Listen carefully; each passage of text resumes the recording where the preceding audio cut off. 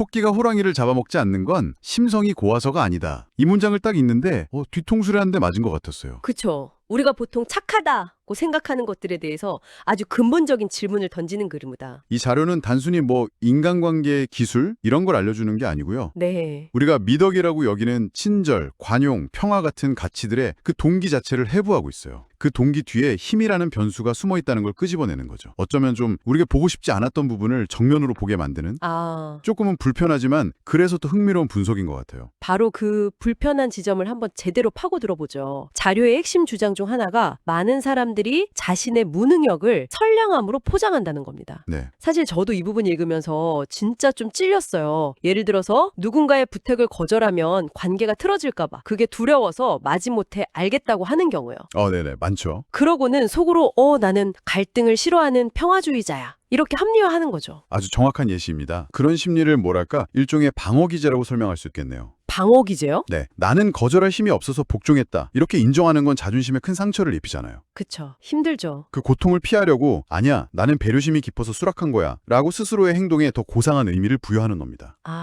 하지만 이 자료는 그 위선을 아주 날카롭게 지적하죠. 네. 이빨을 드러낼 용기가 거세된 비겁한 생존 본능일 뿐이라고요. 맞아요. 설득권이 없는 상태에서 하는 복종은 선량함이 아니라 그저 비굴함이라는 건데 모든 상황에서 이렇게 힘의 논리로만 해석하는 게 맞을까? 정말로 갈등 자체를 싫어하고 평화를 중시하는 성향의 사람도 분명히 있잖아요. 물론이죠. 이건 너무 좀 냉소적인 시각 아닐까요? 좋은 질문입니다. 이 자료가 모든 종류의 친절이나 평화주의를 폄하하려는 건 아닐 겁니다. 핵심은 선택권의 유무에 있어요. 선택권의 유무요? 네. 예를 들어 내가 원하면 언제든 갈등을 일으키고 내 주장을 관철시킬 힘과 논리가 있어요. 하지만 더 큰 조화를 위해 기꺼이 양보하는 사람이 있다고 해보죠.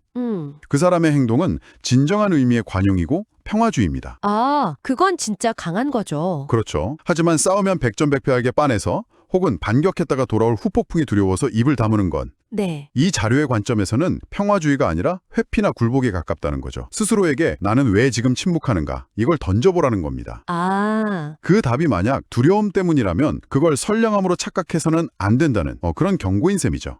선택권의 유무. 그게 핵심 키워드군요. 네. 내가 여러 카드를 줄 수 있는 상황에서 내놓는 카드랑 내 손에 그 카드밖에 없어서 내놓는 건 완전히 다른 이야기다. 바로 그겁니다. 듣고 보니 그저 착하기만 한 사람, 싫은 소리 한 번 못하는 사람이 주변에서 존중받기보다는 어느 순간부터 좀 함부로 대해지는 경우를 종종 보게 되는 것 같아요. 바로 그 지점이 이 자료의 다음 논의로 자연스럽게 연결됩니다. 왜 그런 현상이 일어나는가? 왜 그럴까요? 결국 인간은 본능적으로 힘을 감지하기 때문이라는 거죠.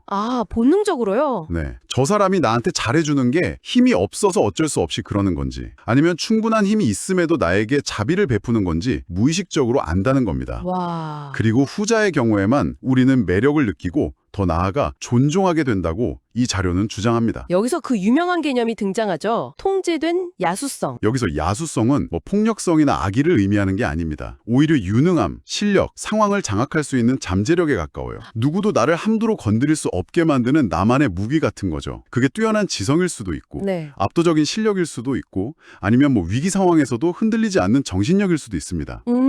중요한 건 그 강력한 힘을 가지고 있되 그것을 아무 때나 휘두르지 않고 완벽하게 통제하는 상태라는 겁니다. 예를 들면 이런 걸까요? 회의 시간에 누군가 말도 안 되는 주장을 막 펼칠 때 네네. 조목조목 반박해서 그 자리에서 완전히 박살낼 수 있는 능력이 있다고 쳐요. 하지만 그 사람은 바로 그렇게 하는 대신 상대방 체면을 살려주면서도 논리적으로 대안을 제시하는 쪽을 택하는 거죠. 주변 사람들은 다 알 거예요. 저 사람이 몰라서 가만히 있는 게 아니라 알면서도 상황을 더 나은 방향으로 이끌려고 힘을 조절하고 있다는 걸요. 완벽한 예시입니다. 그 순간 그 사람이 보여주는 부드러움과 친절은 결코 나약함으로 비치지 않죠. 오히려 강해 보이죠? 네, 오히려 엄청난 내공과 여유에서 나오는 강자의 자비로 느껴집니다. 자료의 한 구절이 정확히 이 상황을 묘사하잖아요. 상대는 본능적으로 안다. 이 사람이 나를 해치지 않는 건 못해서가 아니라 봐주고 있다는 것을. 이 인식이 바로 권력의 본질이라는 겁니다. 힘을 실제로 사용하지 않아도 상대방이 저 사람은 힘을 사용할 수 있다고 인지하는 것만으로도 관계의 역학이 완전히 달라지는 거죠. 와, 그러네요. 그럼 반대의 경우도 생각해보게 되네요. 힘은 없는데 목소리만 큰 사람? 혹은 자신의 불안감을 감추려고 허세를 부리거나 상대를 공격하는 사람들은 통제되지 않은 야수성, 혹은 야수성이 없는 척하는 약함. 으로 볼 수 있겠군요. 맞습니다. 그런 사람들은 결코 존경을 얻지는 못하죠. 그렇죠.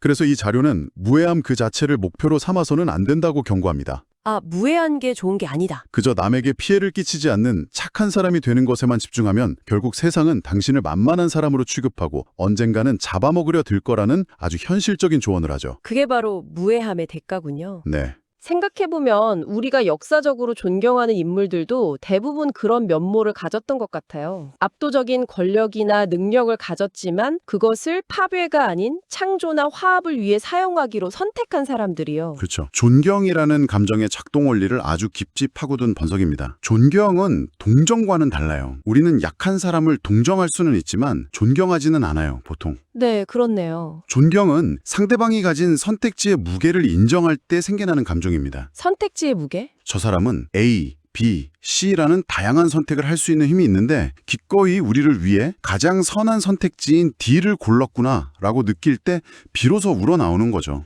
아, 애초에 선택지가 D밖에 없는 사람에게서는 그런 감정을 느끼기 어렵습니다. 그렇다면 이 자료가 우리에게 궁극적으로 하려는 이야기는 선량함이나 친절 같은 미덕을 버리라는 게 아니라 네, 그 미덕이 진짜 힘을 갖기 위한 전제 조건이 있다는 말이겠네요. 정확합니다. 그래서 이 모든 분석이 마지막 한 문장으로 수렴되는 겁니다. 네. 아마 이 문장이 가장 기억에 남으셨을 것 같은데요. 착한 사람이 되려 하기 전에 먼저 위험한 사람이 되어라. 그리고 세디를 박죠. 순서는 그게 먼저다. 정말 강렬한 문장이죠. 경제적인 자립이든 특정 분야의 전문성이든 강인한 정신력이든 어떤 형태의 것이든 스스로를 지키고 자신의 목소리를 낼 수 있는 실질적인 힘을 먼저 갖추라는 겁니다. 그러니까 텅 빈 들판에서 나는 평화를 사랑해 라고 외치는 건 그냥 공허한 메아리일 뿐이지만 그렇죠. 최첨단 무기고 위에서 나는 평화를 원한다고 선언하는 건 엄청난 무게를 지니는 메시지가 되는 것과 같은 이치군요. 바로 그겁니다. 나의 선한 의지가 세상에 힘을 가지려면 그 의지를 뒷받침할 실력이 먼저 있어야 한다는 거네요. 바로 그겁니다. 당신의 선량함이 어쩔 수 없는 상황에 떠밀린 유일한 선택이 아니라 수많은 가능성 중에서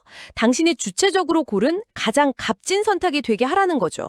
그럴 때 비로소 당신의 친절은 존경을 받고 당신의 관용은 세상을 움직이는 힘을 갖게 된다는 것이 이 자료의 최종 메시지입니다. 오늘 저희가 함께 깊이 파고든 이 자료 정말 많은 생각을 하게 만듭니다. 힘이 없는 상태를 선량함으로 착각하는 자기 기만에서 시작해서 네. 상대를 제압할 수 있지만 하지 않는 통제된 야수성이라는 개념을 거쳐 존경이라는 감정의 본질까지 파헤쳐봤습니다. 그렇죠. 착해지기 전에 먼저 위험해져라. 이 도발적인 명령이 계속 맴도는 것 같아요. 결국 자신의 선의를 세상에 제대로 펼치고 싶다면 역설적으로 누구보다 강해져야 한다는 것. 네. 그리고 그 힘은 남을 해치기 위함이 아니라 나의 선한 선택에 무게를 실기 위함이라는 점을 기억해야 할 것 같습니다. 이 대화를 마무리하며 생각해 볼 만한 마지막 질문을 하나 던져드리고 싶습니다. 네, 오늘 저희는 타인이 나의 힘을 어떻게 인식하는지가 관계에 어떤 영향을 미치는지에 대해 주로 이야기했습니다. 그렇죠. 그렇다면 관점을 내면으로 한번 돌려보죠. 타인의 시선을 떠나서 스스로 위험해질 수 있는 능력, 즉 유능함과 실력을 갖추어 나가는 그 과정 자체가 당신이 스스로와 세상을 바라보는 관점을 어떻게 바꾸게 될까요? 아마 나의 선량함이 더 이상 수동적인 방어 규제가 아니라 세상을 향한 능동적이고 자신감 있는 선택이 되는 경험을 하게 되지 않을까요? 좋은 질문이네요. 그 변화에 대해 한번 생각해 보시는 것도 흥미로울 것 같습니다.